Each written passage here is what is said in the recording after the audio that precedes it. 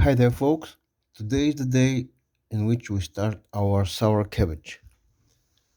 I know it's more widely known across the world as sauerkraut, but usually that implies a finely cut or even shredded cabbage, while the more traditional way to do it over here is using whole cabbages, so whole heads not cut. So I'll quickly walk you through the process. It's a very simple one and it needs and uses only three ingredients: cabbage heads, coarse salt, and water. First, we quickly prep the workplace. I sharpen the knives, we get some salt, some kitchen scale, some boxes or buckets for the trimmings, and so on.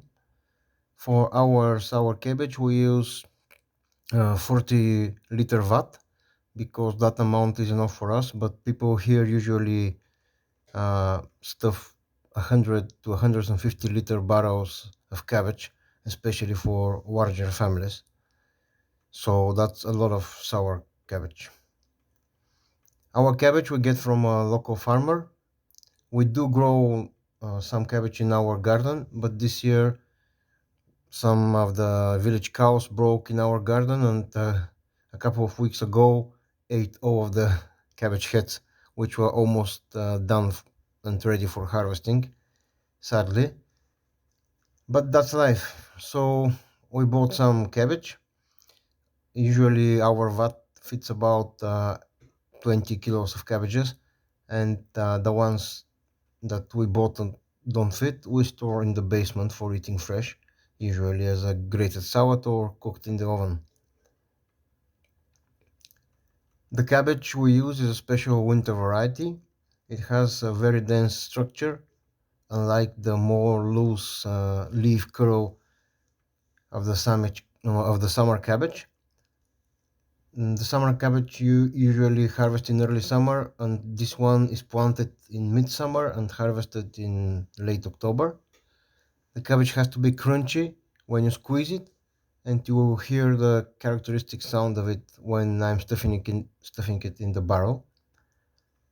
The heads were washed previously, so now we're just peeling the top leaf for two if they sit too loosely on the head, as those leaves fall off easily in the vat once the fermentation starts, and we don't want floating leaves. We then cut a small cone shape inside the stem of the cabbage head. In effect, we remove most of the stem and thus create a hollow space, which is then stuffed with coarse salt. The idea is that the cutting exposes the end grain of all the leaves, and the veins of the leaves will absorb the salt quicker, so the cabbage will mm, be more evenly salted, and the fermentation will also start quicker. You can see me pushing the salt in the core of the cabbage and then putting the heads in the vat with the salt up. The vat was cleaned in advance by pouring a pot of boiling hot water inside and sloshing it around. The important aspect is the spigot at the bottom, which allows you to easily drain the brine and pour it over the top.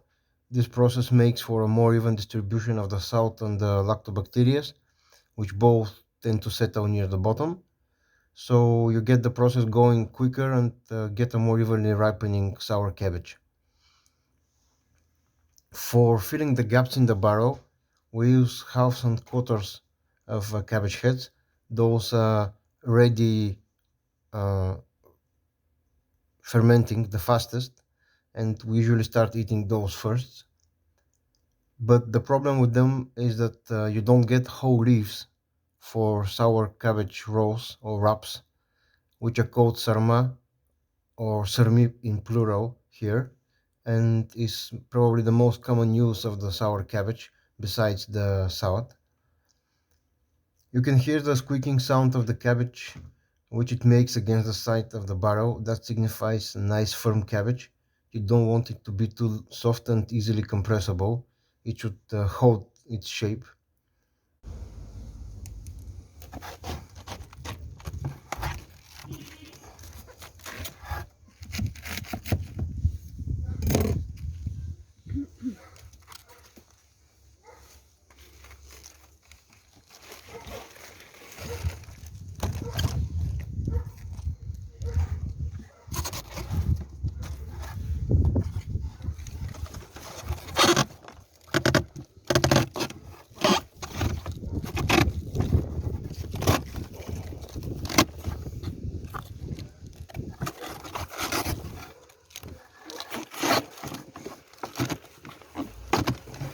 After the barrel is stuffed to the top, we measure how much salt we have put already in the course of the cabbage heads. We started with 1 kilo, so we just weigh the remainder. We then start pouring water in the vat, measuring how many liters it would take. The amount it takes varies depending on how much cabbage we manage to fit inside. Also, some of the water gets inside the cabbage with time, and also the heads themselves become softer and compress better with fermentation. So we usually try to fill the vat up to the very brim.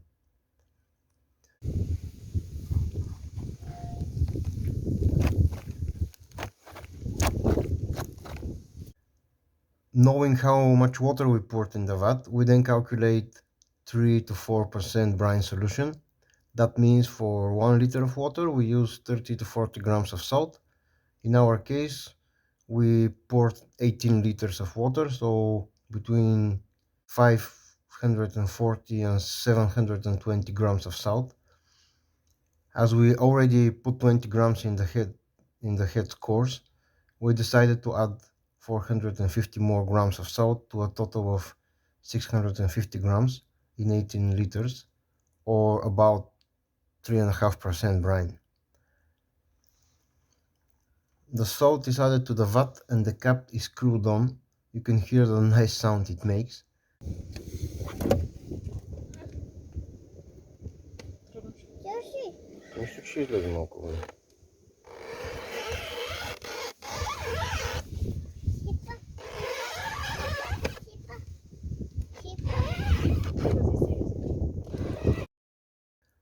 The inside of the cap pushes the cabbage down, and in time we will add a small diameter pan inside of the cap, so it will push the heads further down into the brine as they get softer. So that was about it. As I told you, it's a very quick and simple process. The vat then must sit in a cool but not too cold location, so the fermentation can begin but happen slowly. If it's too warm, the cabbage will become mushy on the outside and still raw on the inside. And if it's too cold, it will take several months to ferment. Usually our sour cabbage sits at about 5 to 10 degrees ambient temperature, and it will be ready for 1 month, starting with the cut pieces, and then gradually we start eating lower down the barrel. So if it becomes too cold outside, we'll bring it in the basement, and if you want it to start a bit faster, we'll bring it indoors for 2 weeks. Next time I'll show you how we mix the brine by draining it, and then we will also add a red beet so we can color the brine bright pink. I'll see you then, and as always, let me know if you have any questions.